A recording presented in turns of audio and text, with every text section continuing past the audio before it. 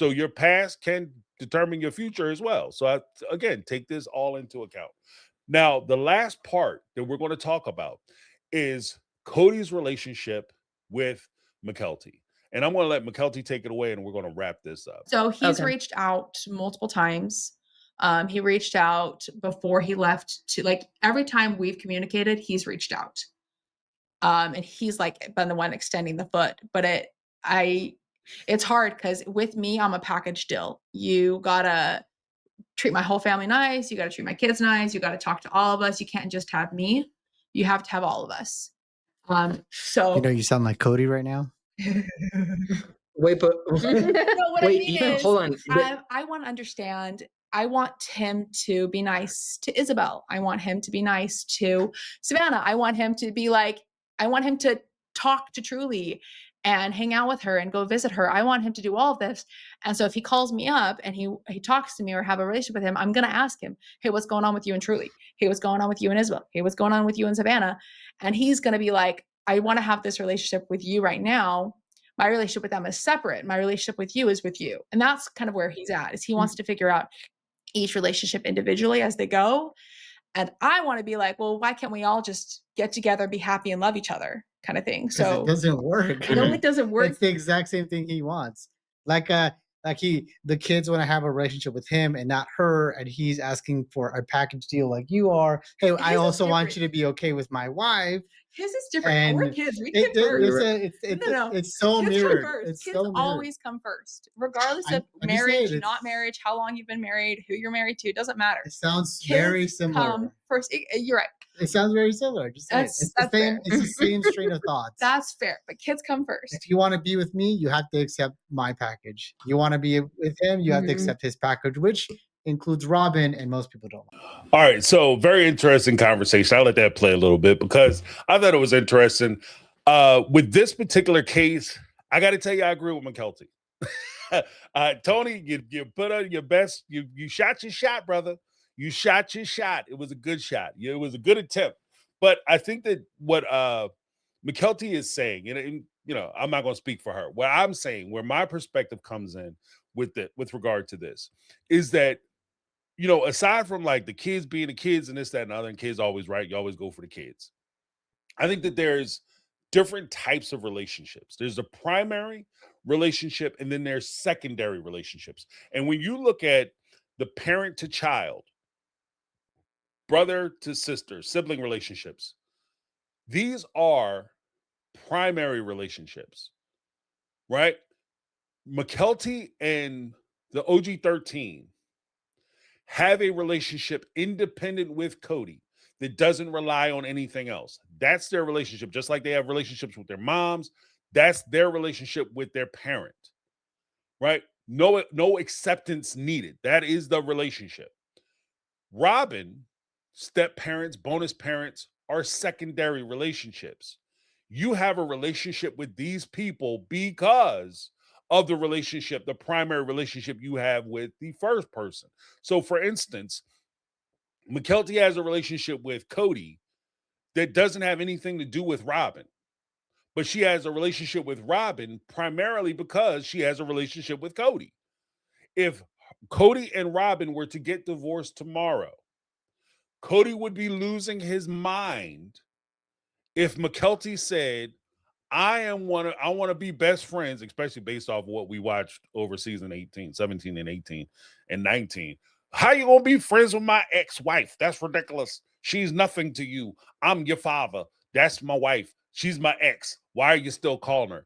Just like if you have an ex-boyfriend or ex-girlfriend, if my daughter goes out and gets a boyfriend or she gets married, he's my secondary relationship. I have a relationship with them because of my relationship with my child. Now, it may evolve to the point where I have a independent relationship with those people, but it's a secondary relationship. That's my daughter. So if I'm forced to choose, that sorry, bro, it's over for you. And I think that that's one of the things that we have to look at. So with Mckelty's demand, I want to make sure you're treating my siblings right. I want to make sure that you have a relationship with them because it's difficult for me. And I understand where Mckelty is because she's in a very difficult position. How hard is it for her to go and have this relationship, this positive, fruitful relationship with this man, Cody, and then turn around to her brothers and sisters and say, yeah, I have something you don't have because he doesn't think you're good enough, or he doesn't want to spend time with you, or he doesn't think you're worth the effort. Again, that goes back to what I was talking about, you being the bridge between, or the person between, because now you're picking sides. Why is he choosing you? Why is he hanging out with you? That creates problems in other parts of your life and other relationships you have. So I get that. When it comes to his relationship with Robyn and demanding that she's part of my package, in order for the first step to me, in my opinion, would be for Cody to build his bridges back to his children first. And then once he builds those bridges back to his kids strong and those relationships are strong, then you bring in your plus one. Robyn is a plus one. Robyn is a bonus. She's a plus one. So the relationship between the kids and their siblings, Robyn's kids, that's a little different.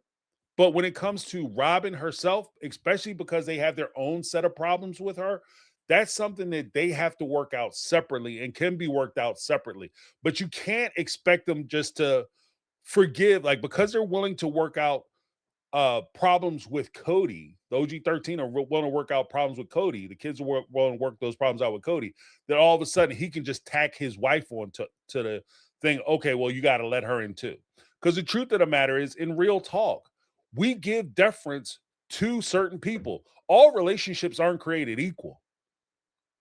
There are things, even in a romantic relationship, if I have an argument with my wife and she goes back and tells her people what I said or what I did, there's a possibility she may forgive me way before they forgive me, if ever.